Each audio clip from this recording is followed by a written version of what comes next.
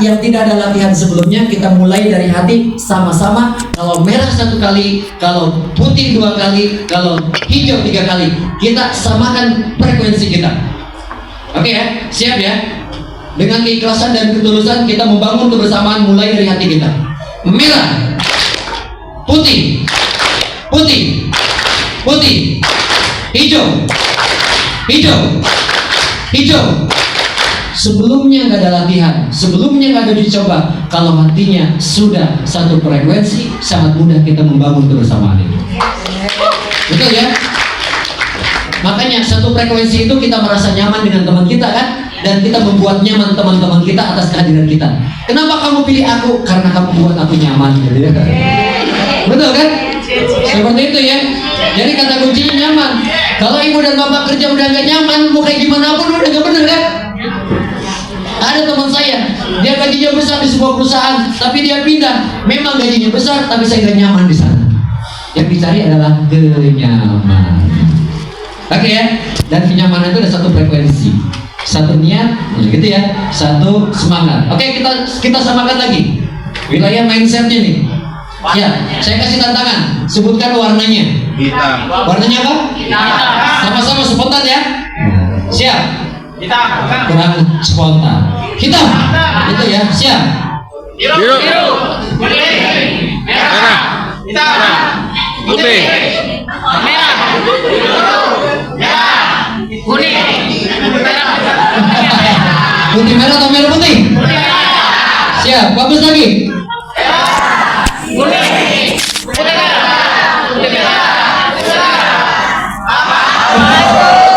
Udah bilang jangan dibaca, jangan dibaca. Oke ya, minimal warna-warni kalau bingung kan. Oke ya, nggak apa-apa. Ya, seperti itu.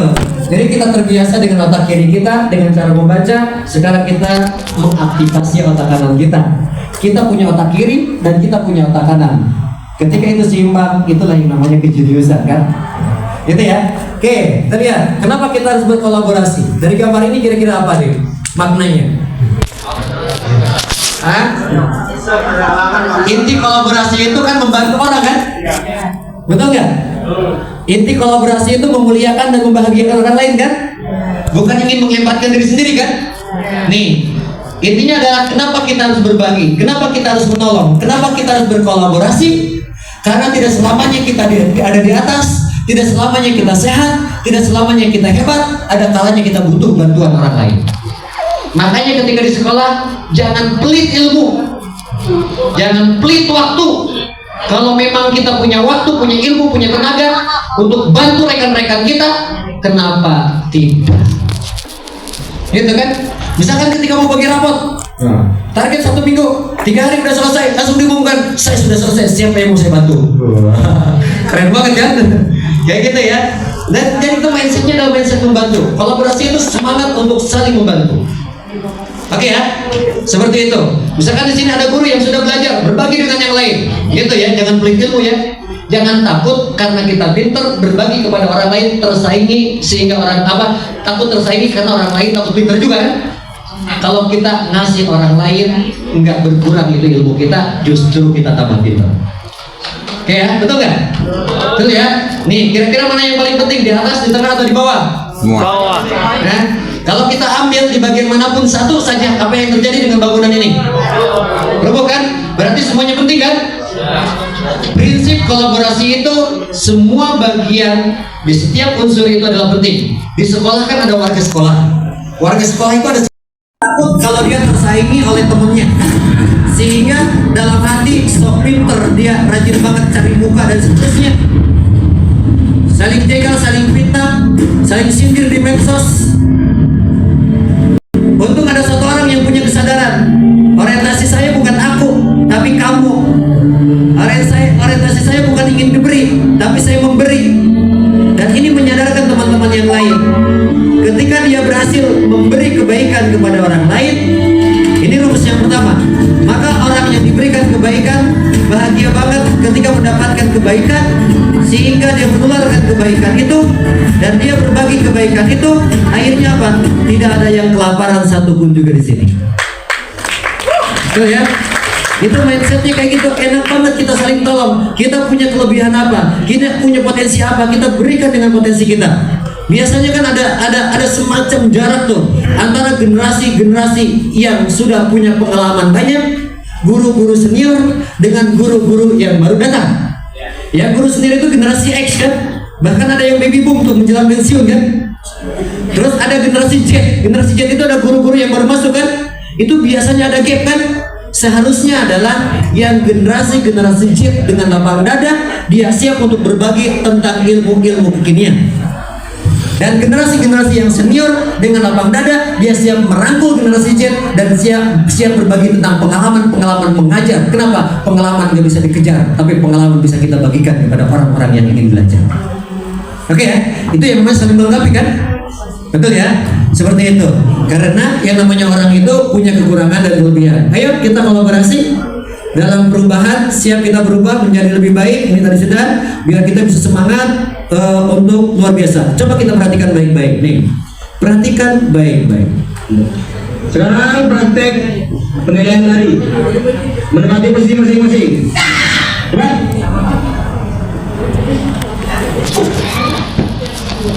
Satu, dua, tiga nih. Empatnya kalah. Kamu duluan. Terus.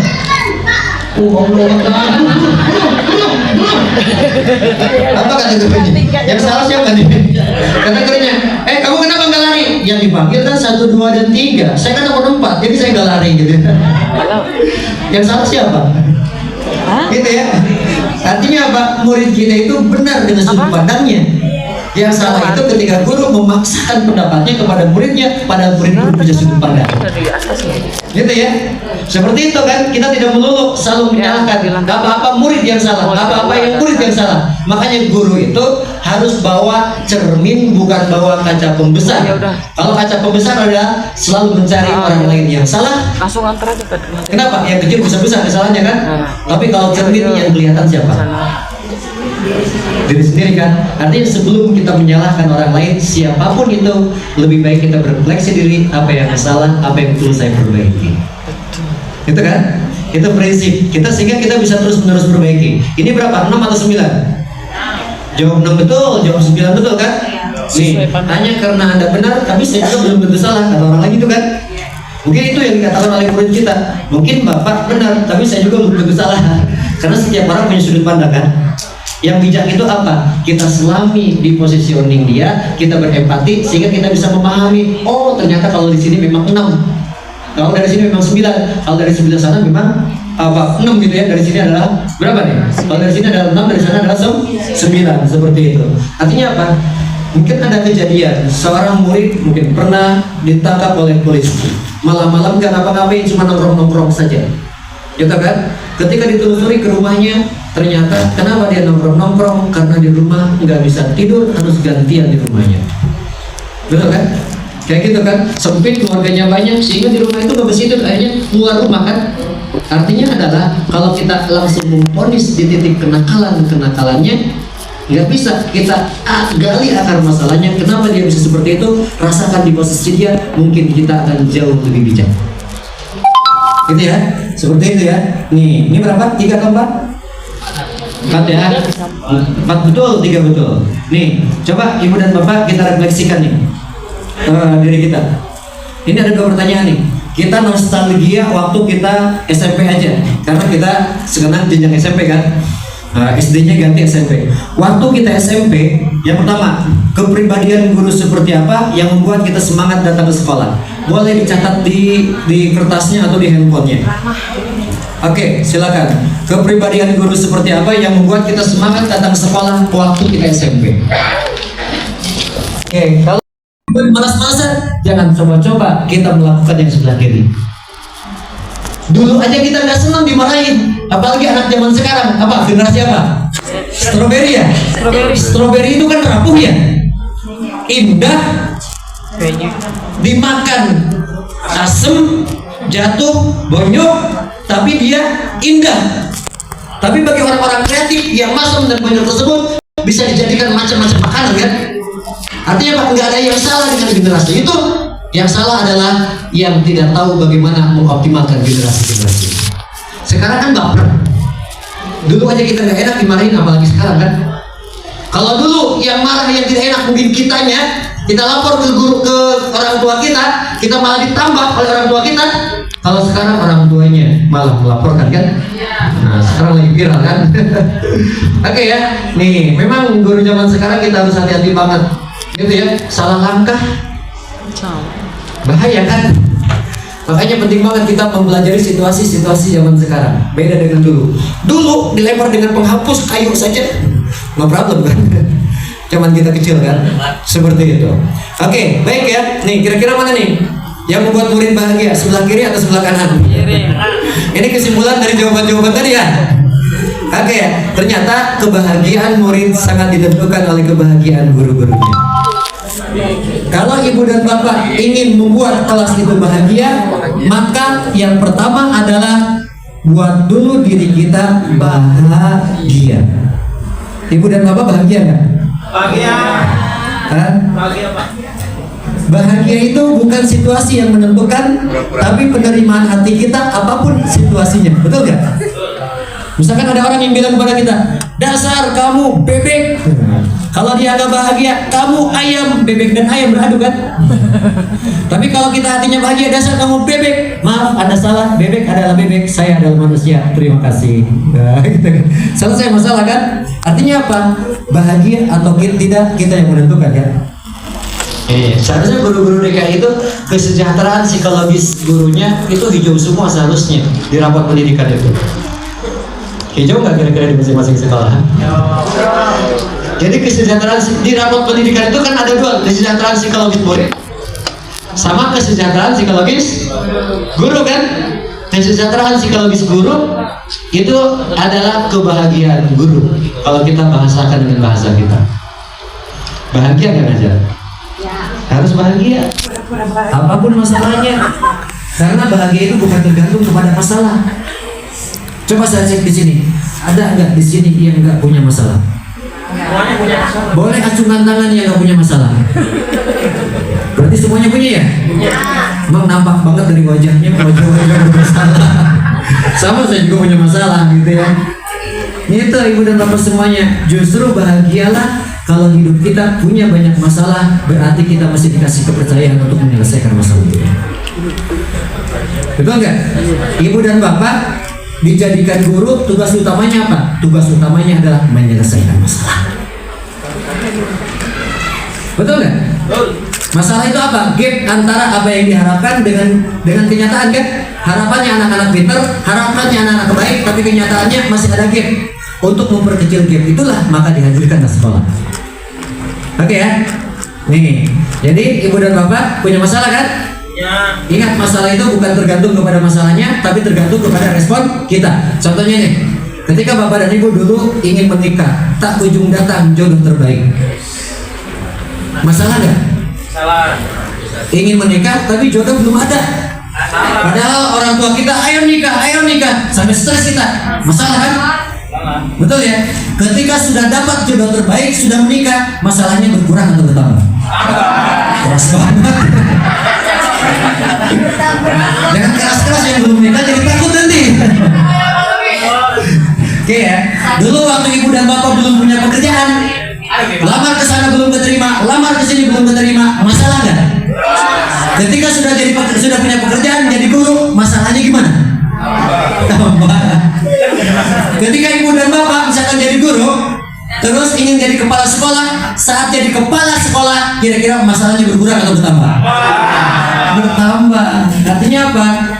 Masalah akan diberikan kepada kita sesuai dengan kemampuan kita. Kalau kita banyak masalah, berarti Allah percaya kepada kita mampu mengatasi masalah. Kita kan? Kalau di kelas kita ada murid A dan B yang dihadiri oleh guru-guru yang lain, yes, berarti Allah percaya kepada saya, bukan kepada guru yang lain. Gitu kan? Kenapa? Karena semuanya atas izin Allah kan? Kita nggak bisa. Intinya ada gini, ibu dan bapak semuanya, kita harus belajar menerima kenyataan kalau ingin bahagia. Betul ya? Kalau kenyataannya di murid kita ada siswa apapun juga, udah terima dulu.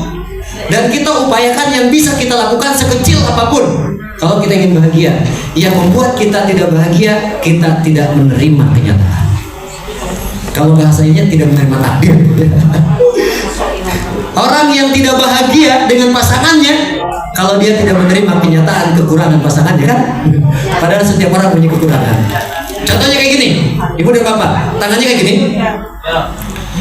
simpan di keteknya masing-masing, simpan aja, simpan aja, simpan aja. Cium, bau gak? Nikmat kan? Coba, kalau seandainya ibu dan bapak silakan simpan tangannya di ketek temannya, nggak mau kan? Padahal sama-sama ketek, belum tentu ketek temannya lebih bau daripada kita kan? Tapi kita nggak mau kan? Kenapa kita nggak mau? Karena kita nggak mau kenyataan ketek temannya itu bau. Tapi kenapa kita menerima ketek kita? Karena kita menerima kenyataan ini adalah ketek saya. Gitu kan? Artinya adalah bahagia atau enggak ada tergantung keberterimaan kita kan? Terima, ikhlaskan, lepaskan. Gitu ya, seperti itu ya, ibu dan bapak semuanya. Itu rumus bagaimana kita bahagia itu. Makanya supaya guru bahagia itu ada 4 kompetensi yang kita jabarkan tadi. Kompetensi itu ada 4: pedagogi, kepribadian, sosial, dan profesional.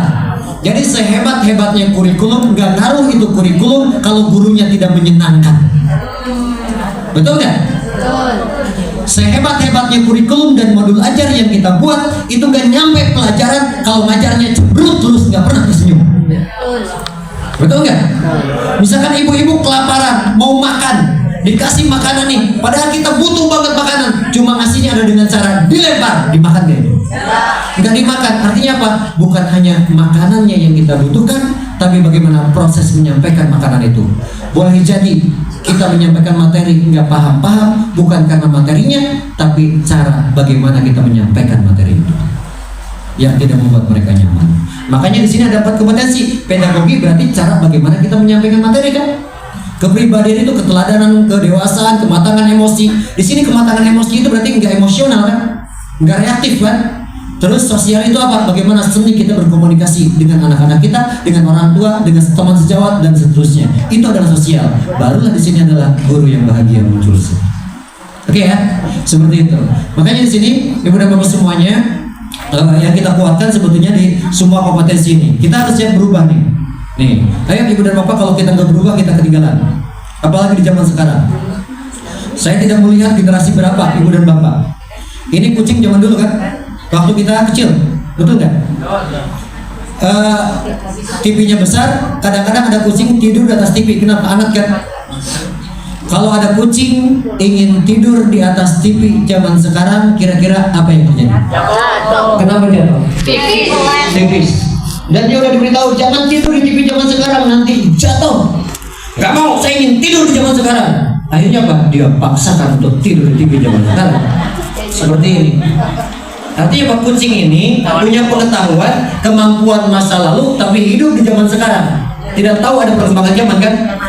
Dan ternyata ada guru di negeri entah barantah, di sini enggak ada, ngajar di zaman sekarang, tapi pola mengajar, pendekatan mengajar masih sama dengan dulu dia diajar karena guru-gurunya waktu SMP. Jadi wajar kalau metode pengajaran kita enggak pas. Kalau waktu kita kecil, satu-satunya sumber pengetahuan, sumber ilmu di kampung kita adalah guru. Nanya ke orang tua nggak tahu, betul nggak? Buku pun terbatas. Tapi sekarang sumber informasi bisa dari manapun, dan bisa jadi guru-guru kita lebih pintar daripada kita. YouTube setiap hari kan, googling segala macam. Mereka kalau ada apa-apa langsung googling kan? Gitu ya, seperti itu. Nih, makanya sekarang ibu dan bapak semuanya, ayo kita move on deh, berubah, berpindah kepada masa sekarang. Move on itu apa? Berubah itu apa? Sekarang kita mulai mengikrarkan diri kita kepada semua orang. Wahai teman-temanku, wahai murid-muridku, jangan cari aku di masa lalu karena aku sudah tidak ada di sana. Gitu ya. Artinya apa? Kita berubah menjadi lebih baik, kita tinggalkan yang buruk, tingkatkan yang sudah baik. Siap ya? Kita terus berubah menjadi lebih baik. Contohnya kayak gini. Nih, siap. Tangannya dibuka. Ya. Hitungan 3 tutup. 1, 2, 3. Buka lagi. 1, 2, 3. Cek, ada jempol kanan yang di atas kan? Ada jempol kiri yang di atas kayak gini kan? Jempol kanan di atas berapa? Ada? Tunjukkan. Yang jempol kirinya ada? Oke, saya konfirmasi berarti dua-duanya ada kan? Sekarang dibuka lagi. Tolong dirapatkan, cuma kita ubah yang di bawah jadi di atas, yang di atas jadi di bawah. 1, 2, 3. 1, 2, 3. Rasakan. Nyaman nggak? Ini baru merubah jempol saja nggak nyaman, apalagi merubah perilaku kita dan perilaku murid-murid kita. Betul nggak? Berarti perubahan itu menghadirkan ketidaknyamanan. Kalau nyaman-nyaman saja berarti tidak sedang berubah. Betul ya? Contohnya gini deh, ibu dan bapak kalau datang ke sekolah kan tepat waktu kan? Karena ceklok kan? Betul nggak? Nggak boleh telat itu. Tapi pertanyaannya, ketika datang ke kelas tepat waktu kan? Beda datang ke sekolah dengan datang ke kelas kan? Kalau sebelumnya kita datang ke kelas supaya telat terus, karena kita ingin berubah, sebelum murid-murid kita datang, kita sudah nongkrong kita yang pertama. Ketika ada murid kita yang datang, kira-kira apa yang dikatakan? Aneh kan? Ibu minum di sini ya? Pak minum di sini. Kalau kita sudah melakukan perubahan, ada ketidaknyamanan. Atau mungkin para istri nih, yang sebelumnya ketika suami mau datang, cuek-cuek saja mau datang jam berapapun. Sekarang ingin memuliakan dan membahagiakan pasangan. Ketika jam pulang ditelepon, ayah sudah nyampe mana? Berapa lama dia nyampe? Oh jam 5, sebentar lagi saya nyampe, 1 jam lagi. Langsung dia mandi, langsung dia dandan. Saat dia datang baru di garasi, langsung dibuka pintu tersenyum. Paling apa yang dikatakan oleh suaminya? Ibu mau kondangan kemana? Gitu ya. Kadang-kadang kita ketika ingin berubah tahap awal itu ada aja ketidaknyamanan. Tapi kalau kita bersabar, bertahan, maka lama-kelamaan orang lain percaya bahwa kita sudah berubah. Ya, siap ya. Jadi ciri perubahan itu tidak nyaman. Ayo, ibu dan bapak, kita terus bergerak, kita terus berjuang. Bagaimana kita menjadi lebih baik, menjadi hebat, menjadi semangat dengan terus-menerus berubah. Ini adalah elang. Kita belajar dari elang deh. Kita belajar dari elang supaya